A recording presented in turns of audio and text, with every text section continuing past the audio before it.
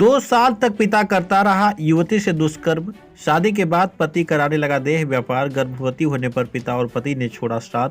Police ने नहीं दर्ज किया मुकदमा तो जिला विधिक सेवा प्राधिकरण के सचिव से युवती ने लगाई गुहार। एक महिला के जीवन में पिता और पति उसकी सुरक्षा का भरोसा होते हैं, लेकिन जिले में एक ऐसा मामला प्रकाश में आया है जिसमें पिता और पति ही युवती के अस्मत के लुटेरे बन बैठे।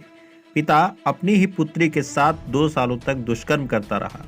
विरोध हुआ तो उसने विवाह के नाम पर दूसरे को बेच दिया और जिसने पति के रूप में उसे खरीदा वह उससे देह व्यापार कराने लगा। मामला जिले के तरवा थाना क्षेत्र से जुड़ा है। गर्भवती होने पर पति भी महिला को छोड़कर फरार हो गया तो पिता ने रखने से इनकार कर दिया। परेशान हाल में युवती ने अब जिला विधिक सेवा प्राधिकरण में पहुंचकर न्याय की गुहार लगाई। जिला विधिक सेवा प्राधिकरण के सचिव धनंजय कुमार मिश्रा के कार्यालय पर बृहस्पतिवार को एक युवती पहुंची।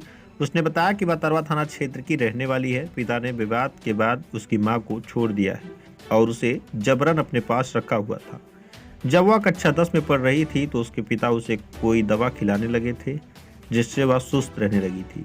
इसके बाद पिता ने उसके साथ दुष्कर्म करना शुरू कर दिया। दवा के असर के चलते वह विरोध भी नहीं कर पाती थी। इसके साथ ही उसे गर्भ निरोधक दवा भी खिलाते थे।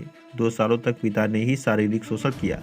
इसी दौरान ग्रामीणों को इस बात की जानकारी हो गई तो उन्होंने पिता को काफी मारा पीटा।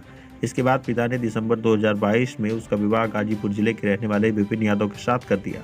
कहने को तो शादी हुई थी, लेकिन पति विपिन उसे हमेशा इधर उधर ले जाकर देह व्यापार करा रहा था, जिससे वह गर्भवती हो गई तो उसे गर्भ निरोधक दवा खिला दिया, जिससे ब्लीडिंग होने पर जब वह अस्पताल पहुंची तो नर्स ने बताया कि दवा से ब्लीडिंग जरूर हो गई लेकिन गर्भपात नहीं हुआ।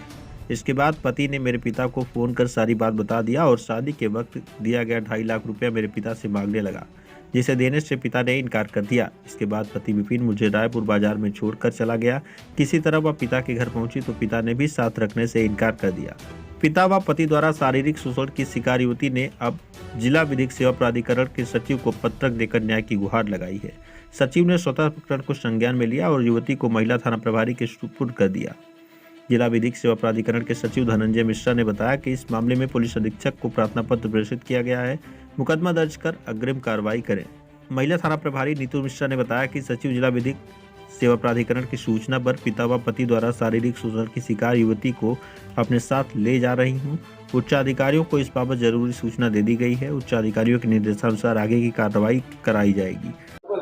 जी, हम नाबालिग हैं। इस अवस्था में हम 6 माह का हमारे पेट में बच्चा है।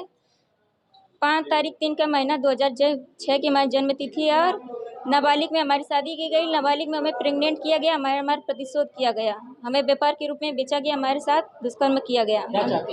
हम न्याय चाहते हैं। हम कानून को अपना हाथ में लेना चाहते हैं। हम सोचते हैं कि हमको न्याय मिले। जी, ये नाबालिग ये बलात्कार की पीड़िता अपने को बता रही है। उम्र 17.5 साल बता रही है अपना। उसके द्वारा यहाँ जिला विधिक सेवा प्राधिकरण आजमगढ़ में इस आशय का प्रार्थना पत्र प्रस्तुत किया गया कि उसका FIR पंजीकृत नहीं हो रहा है और उसके पीड़िता द्वारा ये बताया गया है कि उसके पिता द्वारा विगत 2 वर्षों से उसके साथ अवैध शारीरिक संबंध बनाया जाता रहा। गाँव वालों के विरोध पर पिता ने पीड़िता का विवाह गाजीपुर जिले में एक व्यक्ति के साथ कर दिया। जिस व्यक्ति के साथ विवाह हुआ उसने उसके साथ देह व्यापार कराना शुरू कर दिया और ये बताने लगा कि तुम्हारे पिता ने मुझको 2.5 लाख रुपए में बेच दिया है और पैसा मुझको निकालना है।